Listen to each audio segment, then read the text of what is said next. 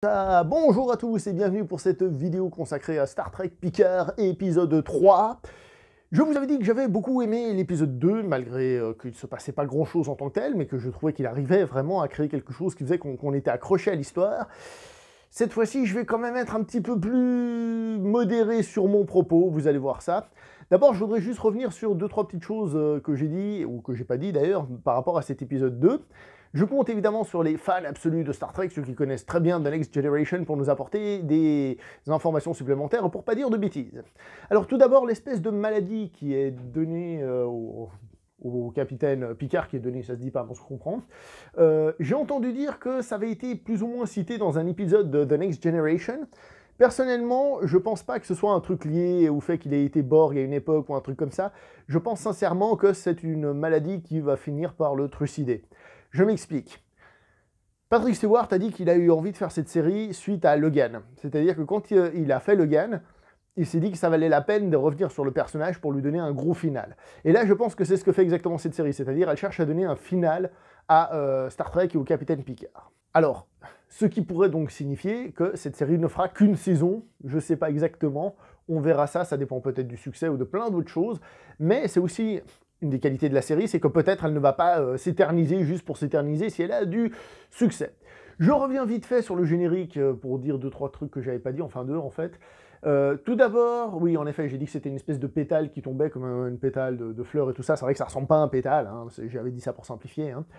Et j'ai oublié de dire aussi qu'en effet, au tout début, il y avait comme s'il sortait d'une espèce de faille dans le décor enfin, on va dire des jardins de Picard. Je reviens juste sur les espèces de diamants que j'avais cités dans le générique. En fait, semble-t-il, je dis bien semble-t-il en revoyant le générique, que c'est l'unité de base qui permet de créer cet ADN, qui permet de créer des êtres vivants, blablabla. Bla, bla, bla. Bon, voilà, pas grand-chose à dire dessus, mais je voulais juste revenir sur ces petits détails-là. Alors, cet épisode 3, je vais dire 2, cet épisode 3... je vais pas vous mentir, je suis déçu. Je suis déçu parce que, encore une fois, c'est un épisode dans lequel il se passe pas grand-chose. Il se passe un petit peu plus de trucs à la fin, mais pendant pratiquement tout l'épisode, il se passe pas grand-chose. Ce qui fait que c'est le 3e épisode, hein, dans lequel il se passe pas grand-chose. Alors certes, c'est une introduction dans laquelle des fois il se passe des trucs quand même, hein, ils sont pas totalement bêtes, il se passe quand même des trucs, mais si on regarde et on prend l'intégrale, en fait on a une espèce d'exposition, pas tout à fait comme je viens de le dire, mais qui dure presque 2 heures. Et je trouve que c'est long. Regarder un film dans lequel on ferait une introduction de 2 heures, c'est pas possible. Et là, je trouve que ça commence à être un tout petit peu longuet, parce que même si dans l'épisode 2, ils ont réussi à maintenir l'intérêt, à nous accrocher, ben là, au bout d'un moment, j'ai commencé à dire, bon, là, il faudrait que ça s'active d'une certaine manière, même si ça n'a pas l'air d'être une série qui va à pleine vitesse. C'est une série qui essaye de nous attraper avec son mystère, etc., etc. Mais là, j'ai commencé à ressentir cette longueur. J'ai trouvé aussi, vous allez vous foutre de ma gueule, mais que les dialogues n'étaient pas extraordinairement ouf. J'ai trouvé qu'on arrivait trop facilement à des conclusions un peu faciles. Je m'explique, ils se font attaquer au bout d'un moment, ils capturent le Vulcain, le Romulien, j'avais plus le nom, il s'appelle déjà comment, le Romulien, et assez rapidement, le mec, il commence à déballer des trucs. Alors certes, c'est des trucs légers et tout ça, mais quand même, il commence à déballer des trucs. Toi, tu fais, ouais, j'ai trouvé ça un peu simple.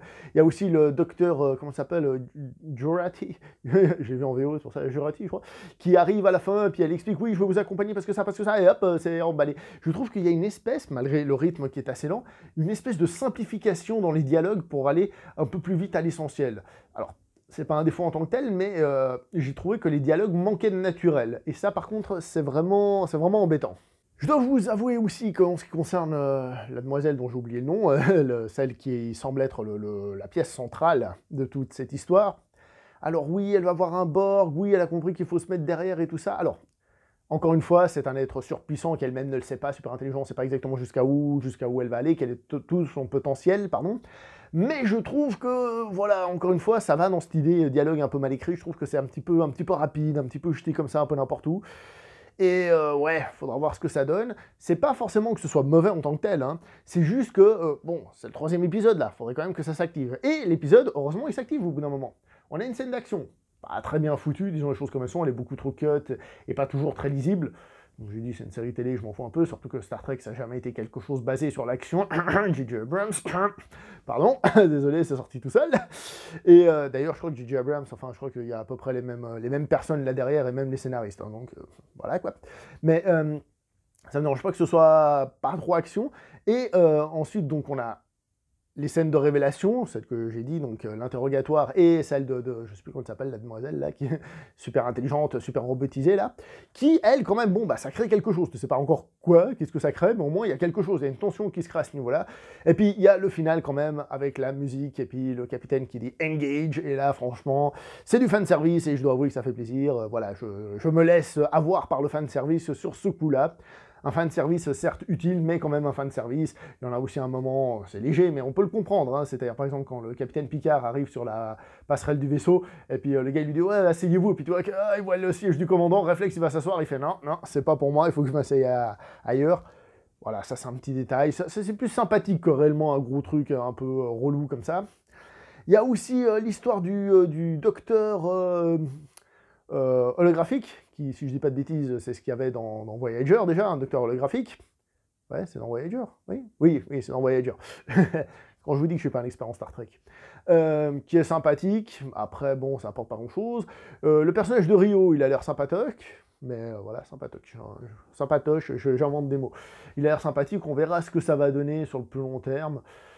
Et sinon, il y a un défaut aussi que j'ai pas cité, c'est que c'est peut-être lié au dialogue, c'est peut-être pour ça que je l'ai vu, j'ai trouvé que certains acteurs étaient pas extraordinaires. Celle qui fait Raffi, par exemple, j'ai pas trouvé extraordinaire. Vous voyez, j'ai trouvé que ça manquait. Alors je dis pas que c'est catastrophique, hein, mais ça manque parfois un peu d'un petit peu plus. Heureusement, il y a monsieur Patrick Stewart, le capitaine Picard, qui lui tient la barque et le navire. Et on verra ce que ça va donner par la suite, évidemment. Mais disons que 3 épisodes pour lancer un truc, pour une saison qui en fait 10, je trouve que ça commence à être un petit peu longuet. C'est des choses que font beaucoup de séries actuelles. Prennent le temps de bien introduire avant d'enfin lancer la série, et après ça devient cool. Là, ça commence à être long, et ce serait bien quand même de faire en sorte que le centre de l'histoire devienne un peu le centre. Il n'empêche que je regarderai le prochain épisode avec curiosité et plaisir, en espérant évidemment que ça aille là où nul n'est jamais allé, évidemment. Bon, je vais m'arrêter là pour cette vidéo, n'oubliez pas de liker, commenter, partager, on se voit prochainement pour une prochaine vidéo, jusqu'à là, portez-vous bien, ciao tout le monde.